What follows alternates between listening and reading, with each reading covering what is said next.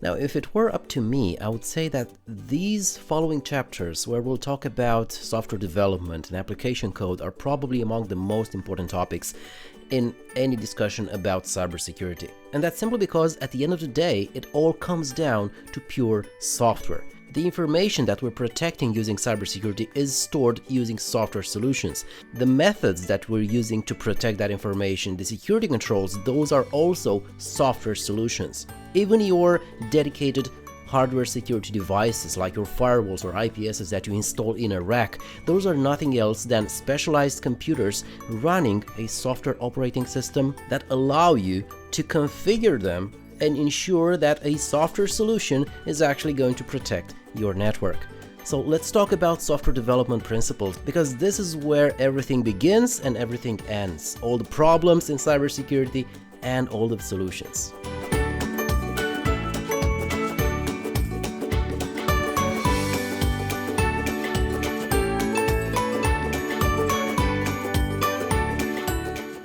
We have all these security measures in place to protect us against attacks and threats and vulnerabilities being exploited. But here's a crazy idea. What if we built from the very beginning our applications so secure that we wouldn't have to worry about cyber attacks anymore? That's a crazy idea, because it doesn't work. It never works. The harsh truth is that it is virtually impossible to build an application that is bug-free, vulnerability-free, that cannot be exploited or attacked in any way. But we do have methods in place that we can try to leverage so that at the end of the development of an application, we can be pretty confident that our product is as close as possible to that ideal state of security that we intend to have. And this is where something called SDLC, or Software Development Lifecycle, comes into play. And it all started with our need for software applications. We need applications to run our businesses, to ensure that they're making money, that our customers are happy. We need applications to keep us connected. We use apps to deliver entertainment, pizza and groceries, to deliver ourselves from one place to the next. We use applications for a ton of stuff. We even use social applications to get a date. We rely on them every single day. We want them now. We want them up and running, functional, especially if they introduce some new idea that revolutionizes one specific segment. And this all applies not just to the apps that we buy and download to our devices, but also to the apps that we're developing for our customers. So everything sounds pretty good. What's wrong here? What's wrong with this approach? What's the problem? Well, let's assume that our company has an awesome idea about a new application with a revolutionary idea. Now, at some point during development of that application, well, the application will grow, sometimes beyond the initial requirements, because we or the customer wants more features. So let's say the customer suddenly wants to allow the users to store their profile or their personal data somewhere in the cloud. So there you have it. Now you have to develop a new functionality in the application that allows and secures cloud connections and build everything around those cloud connections that store the user profiles. Maybe the customer suddenly decides that we want to let users import their data or their profiles from some other prehistoric junk app that they've been using up until that point. So we need a migration process and a migration functionality for those users. Maybe allow them to share content, maybe to post to Facebook, to Twitter, to, I don't know, LinkedIn or TikTok or whatever, or use the application in the car while they're driving, or maybe voice control, or location-aware services, or in-app purchases, of course. Well, it all sounds great, but all these additional features, all that additional functionality actually does one very important thing. Well, at first, it keeps our customers happy, of course, but it also drastically increases our attack surface, our exposure to the outside world, where we are vulnerable to attacks. So how do we manage this? How do we keep adding functionality to our applications while still keeping the focus on security practices and making sure that everything that we add to that application is non-stop checked, secured, validated? Well, one way of doing this would be, well, you decide to add a new functionality and then you talk to the developer and say, well, make sure you implement this and also make sure you secure it. And the developer asks, how should I secure it? And you say, I don't know, just ask someone on Stack Overflow. Just copy and paste some code from there and you're good to go.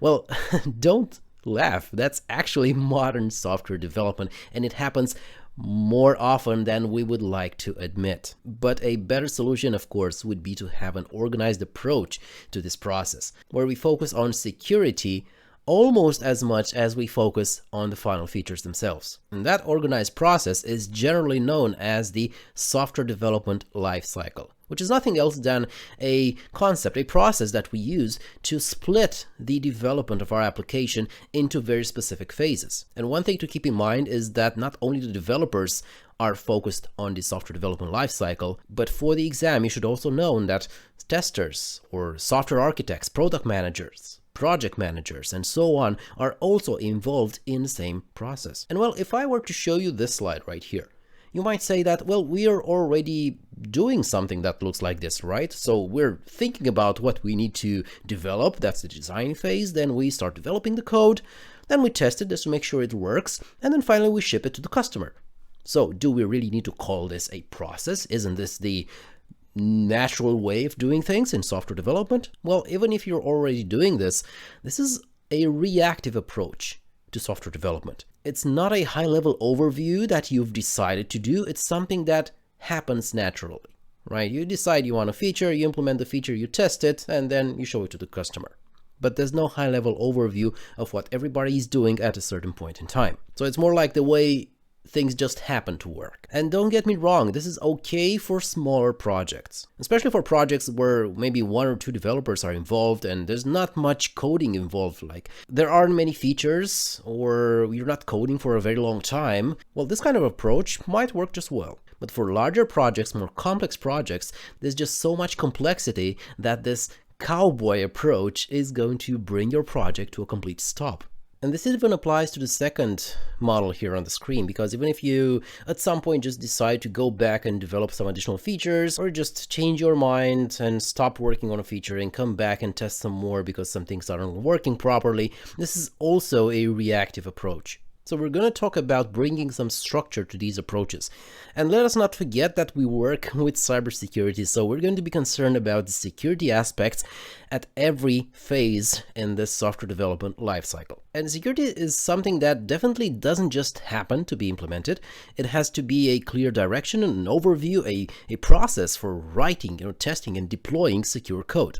Otherwise, today's coding mistakes are going to be tomorrow's security vulnerabilities. And of course, we're not the first ones to have thought about this. So from a purely security perspective, we also have secure development lifecycle. Like for example, the Microsoft security development lifecycle. And if we move on to the more open area of development, we also have the OWASP software security assurance process, also known as OSSAP, and their main purpose is to embed security in the software development lifecycle with a big focus on web applications. So you need to know exactly the phases of an SDLC. And these are general phases, but we'll try to talk about each and every one of them from a security perspective. All right, so we're going to start with planning. This is kind of obvious, right? This is the big picture. These are the things that you're going to think about when you can sleep, when you have a new idea, when you're on the toilet. It doesn't matter where, but this is where we're going to analyze things like the market that we want to develop and distribute our application in. So we're going to look at market surveys, we're going to ask perhaps some domain experts, we're going to talk with regular to-be users that are going to probably use our application and see what their input is, focus on their needs, focus on any ideas that they might have, and also look at the competition, because probably you're not going to be the very first one that comes up with that specific idea. Now, from a security perspective, the planning phase is going to involve the training of the developers and the testers in best practices related to security and good security principles, so that they know what to look for and how they should approach any new feature that gets implemented or tested. Secondly, we move to the requirements phase, or the requirements and analysis phase. And this is where we're going to prepare the plan or the recipe for the rest of the life cycle. We're going to think here about business requirements, because the application has to solve a business need of the users or of the company, so we have to address to be sure that the features that we plan to develop actually solve and address that business requirement. And also, of course, we need a way to measure our results. So if we are unsatisfied with our current business process, by implementing this app, we should be able to demonstrate that we have improved it by X% or any other metric that we deem necessary. But again, this is also going to be on the high-level overview, but with a focus on actual business needs. Now, this is all on the business side. On the development side, we're going to think about any software requirements like internal libraries, external connections that we expect our applications to have, any hardware requirements, what devices our application is supposed to run on, and what are the minimum specs for those devices. Also, from a development and security perspective, we have to think about the data. How do we store data? How do we store it securely? Where do we want to store the data? Is it in a cloud environment? Is it on a user device, for example? Do we let the user directly access the data, or do we manage it for them? What connections is the application going to have? How is the traffic going to flow to and from the application, or to and from other external cloud services that we might be leveraging? So basically, we think about addressing the answer to the question, how is our data going to be secured when it's stored or when it is in transit? Another way of saying securing data at rest or in transit. And finally, from a security perspective as well, a big design point is how do we manage users and permissions? Who can create users? What kind of default permissions they have? How are permissions updated, upgraded, changed, or maintained over time? Third, we move on to the design phase. This is where the developers are 100% involved because we have to do some risk analysis here.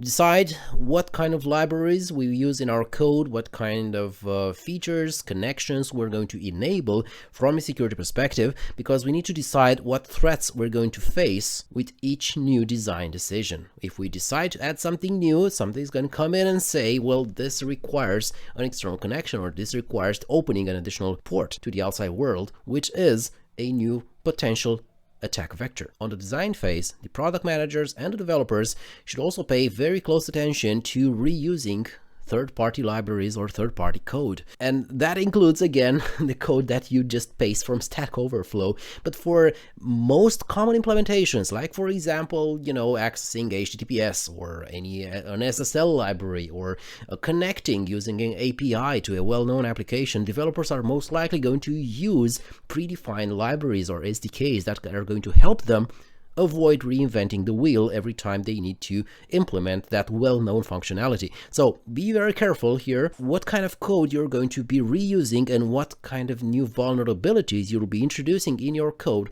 perhaps even without even knowing about them. Functional requirements come up here as well, because we're talking about the design of the application, so we need to think about usability. This is where we'll have to design not just the application, but also some usage scenarios about how the application is going to be used by its users. From a security perspective, the requirements here have to be detailed in a much more granular manner, because we have to think about exactly what kind of libraries we're going to be using, how much access will allow our users, who can communicate with whom, and we have to think what encryption algorithms we use, digital signature algorithms or hashing algorithms, and all that stuff that has to be decided before we actually start implementing those security principles. We have to choose the best tools for the job at hand. And let's not forget that also in this phase we have to design some audit logging functionality, which means we have to have a way to identify and store long-term, preferably, what the users are doing for debugging purposes, for investigation purposes, even for performance purposes, because we need to monitor how the application is behaving, and we need to know what part of the application we need to address when some complaints start coming in the tech support department. Next phase is the implementation phase, and this is where the actual code gets written. During the implementation, we'll also have perhaps code review sessions and unit testing, that is, testing a minimal functionality like a method or a class that you've just designed, just to see that it does what it's supposed to be doing. This also has to be done with security in mind. So starting from the smallest piece of code that you add to your application, that piece of code has to be tested not just for performance and features, but also from a security perspective. And this is called white box testing, because you actually have access to the entire source code. You can see the execution of the program going from one line to the next. You can see the branches and the decisions, and then you can decide if there are certain places where vulnerabilities might exist or behaviors in your applications that can be exploited. And of course, we have a dedicated testing phase. This is where we get the code from the developers and then we run it through a bunch of automated tests. Now, of course, manual testing is going to be included here as well, but from a security perspective, the first step here is to start looking at the code like an attacker and try to break the code. This is going to be along the lines of gray box testing.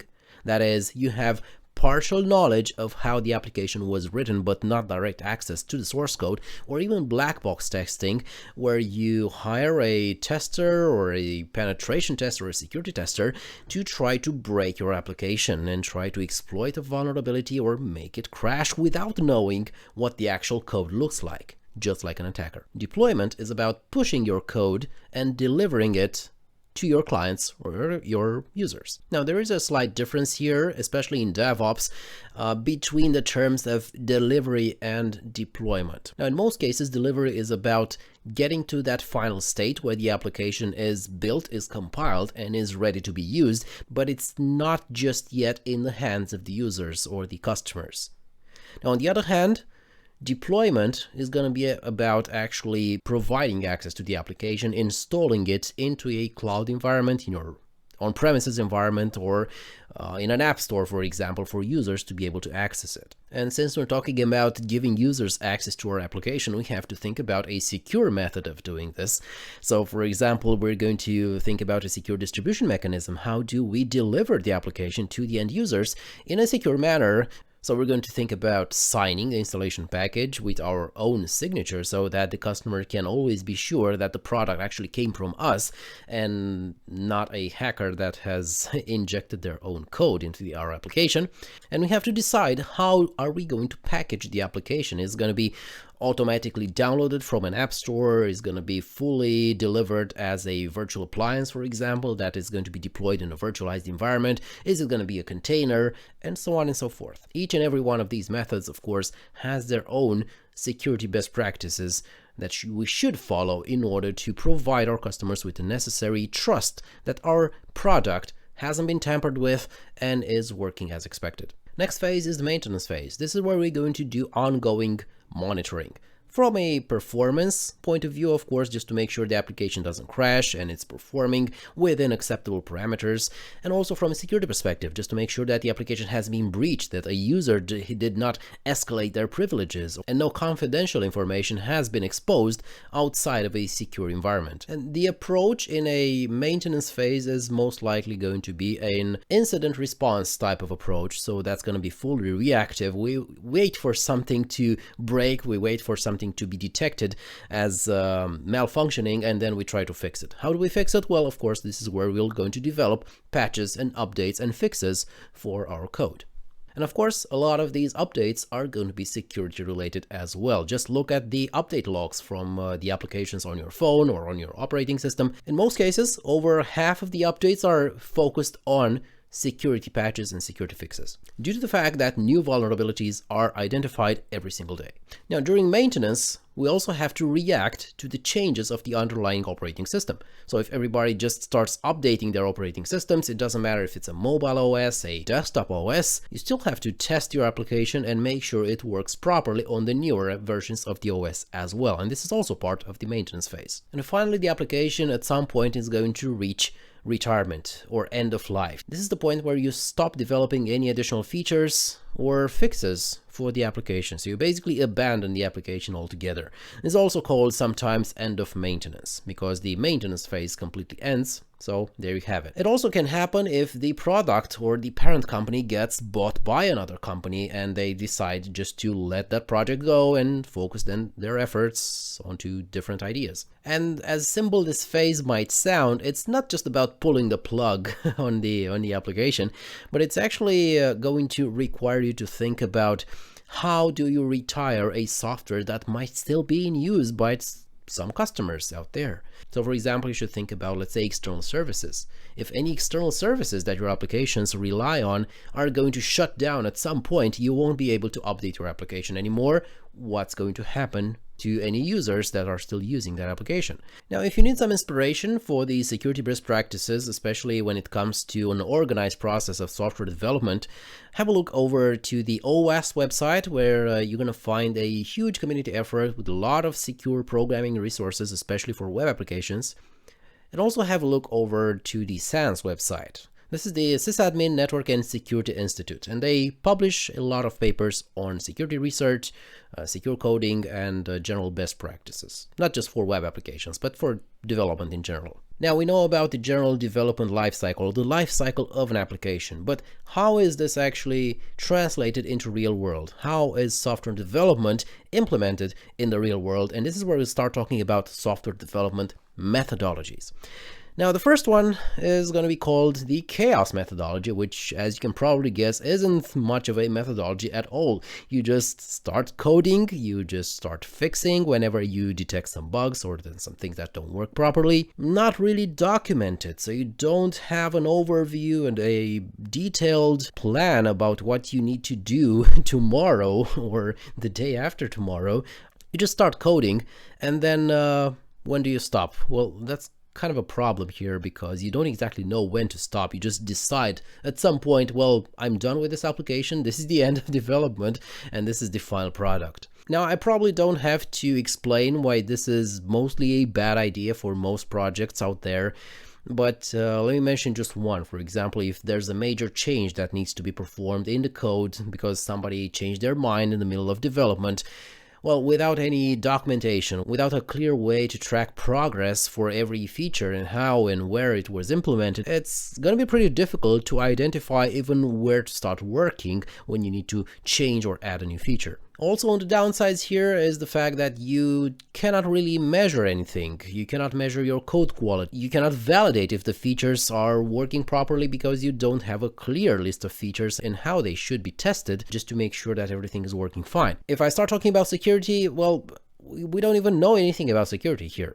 Right? It might be in there. We might have just copy and pasted some public implementations, for example, maybe imported some open libraries that help us secure our code, but we don't really have an overview. And again, we don't have a way to test that security because we don't have any documentation. Now, probably the only situation where this approach is beneficial is with very, very small projects with one or maybe two people working on the code at the same time, because they can communicate directly and they know mentally what stage of the project they're currently in, what still needs to be developed, what still needs to be tested. But that's pretty much it. More than two people and, well, chaos emerges, and not in a good way, not in a software development methodology kind of way. The second methodology is called the Waterfall.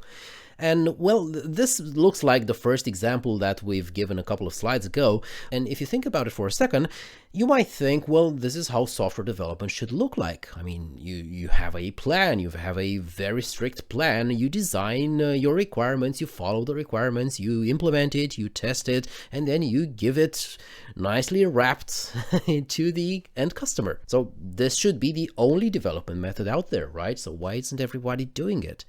Well, the answer is that it's extremely difficult to implement this in the real life. So in most cases, this remains just a theoretical model for software development. The main idea with the waterfall implementation is that you first make a plan and then you follow each step in a strict manner. And you only advance to the next phase if the current phase is fully completed. So it's pretty much like cooking a recipe, right? You look at the recipe, you prepare your ingredients, you cook the ingredients, and then you ask for feedback, for example, when the dinner is ready. And just like cooking a recipe, the main advantage is that it's really simple to understand. So you have requirements, you have system design, you have implementation, testing, deployment, maintenance, kind of like the entire definition of the software development lifecycle here, but with the restrictions that we've mentioned before, right? You have to finish each phase before you advance to the next one. Now, in some official documents, I've found the idea that even in the waterfall model, you should assume that you can always at least go back one single step. For example, if you start testing your code and then you realize, well, this entire piece of code here is broken, this entire functionality cannot be accessed, well, you stop testing and then everybody goes back and start developing some more and fixing those bugs in there before you move on to the next phase. And it kind of makes sense, right? But by its, let's say, official definition, waterfall model doesn't allow you to go back at any point in time. In real life, though, well, where this model can be implemented, it is going to allow you to go one step back. So keep this in mind for the exam as well. Now, when is this functional, when is it working properly.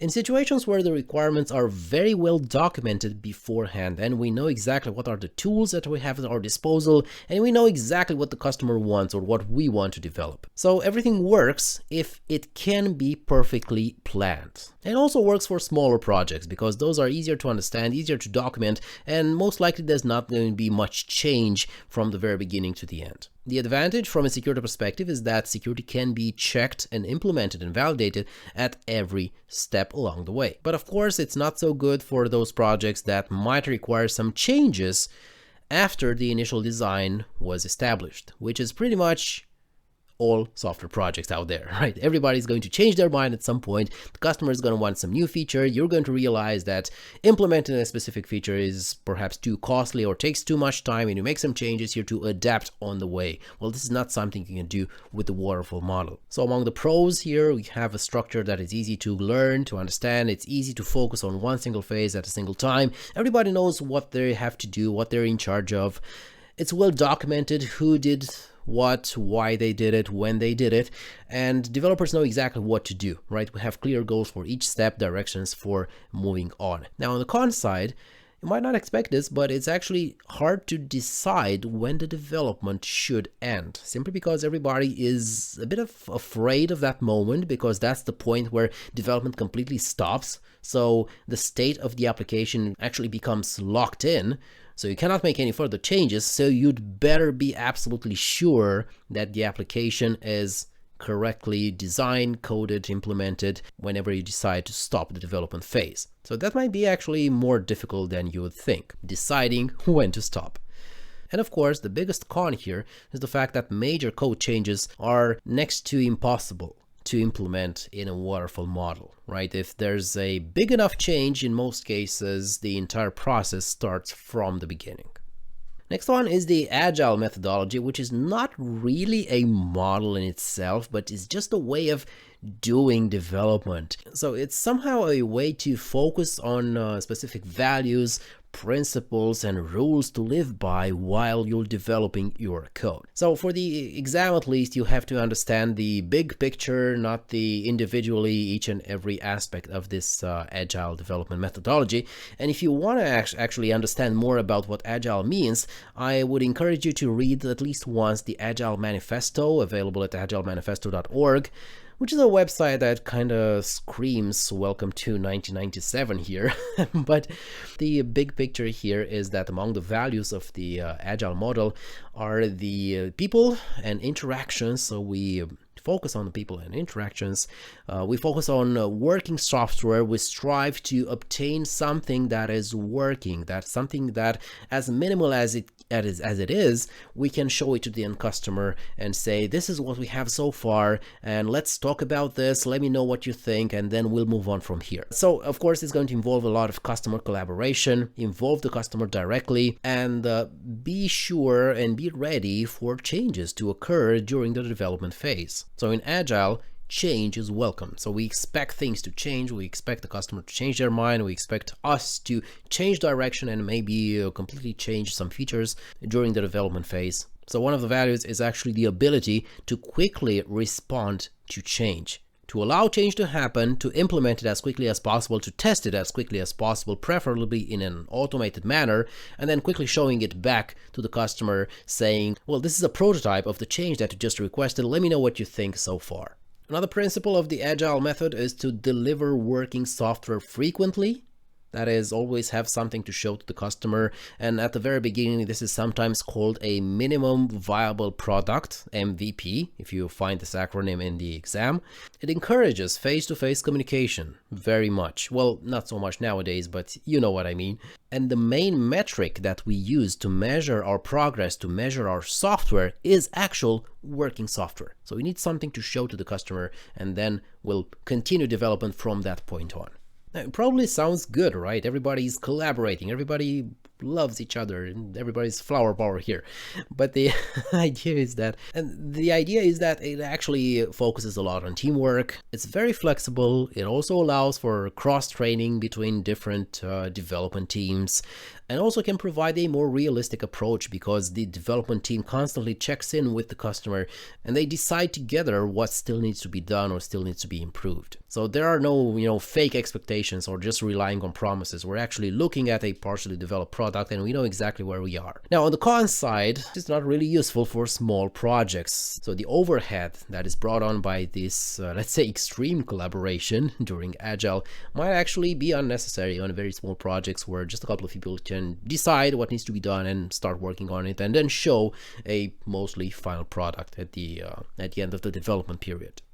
Now, on the con side, it might not be ideal for very complex projects because we might lose track of the big picture by focusing only on the details, especially if we don't have some high-level overview goals that are clearly defined from the very beginning, which we mostly don't have using Agile. And we also have a very high dependency on the individuals because there's not much documentation happening during these processes, so the people are the ones that, well, hold all the information. Now, the next model is the iterative model, which generally doesn't focus on the big picture of the application, but just on a specific feature or just a part of the final software. Now, this model is based on iterations.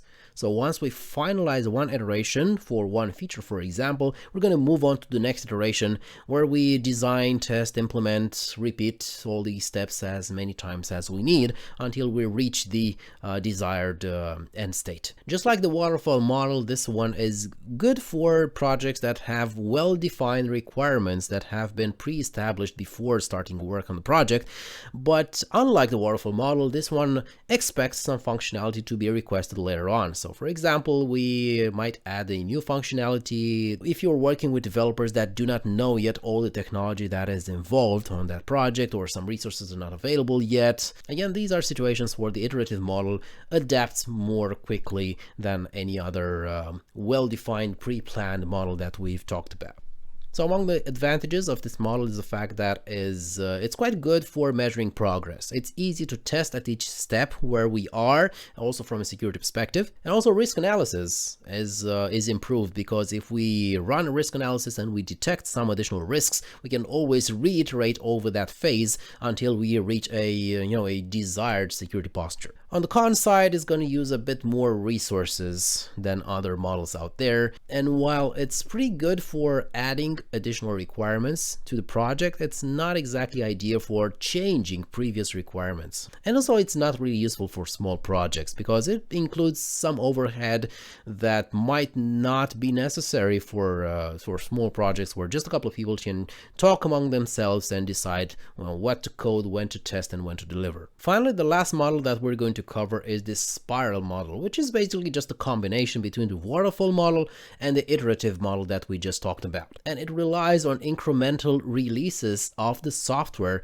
but not by following a linear path. So we have the ability to revisit the same phases as many times as we need, multiple times, hence the spiral representation. So you might have to go multiple times through the phases of, determining some objectives, some new objectives or some changed objectives, identify and resolve any security risks that we might be facing, go through the development and testing phases, of course, and then see if we need to plan for the next iteration and how should the next iteration should look like. As you can expect, it's good for long-term projects where requirements are expected to change simply because it takes just so long to develop the final product, or if the customer is not sure about all the requirements from the very beginning. So you give them some freedom, to decide along the way. So of course, the pros of this approach are the fact that it allows you to add new features on the fly.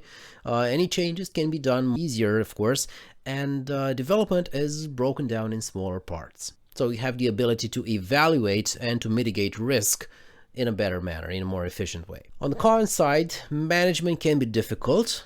because we have a lot of intermediary stages. We don't really know exactly how many cycles through the spiral we're going to be doing until the end of the project. So it requires a lot of structure and a lot of documentation, and also somebody to decide beforehand when the development should stop, so it doesn't continue until the end of time. Alright, so for the exam, make sure you understand and you can clearly explain all the phases and what happens in all the phases of the software development lifecycle. And also make sure you understand all the development methodologies that we've covered so far. And next time we're going to talk about actual coding best practices, or how to code securely. So thank you so much for watching. Good luck on the exam. See you next time, and don't forget to like and subscribe. Thank you.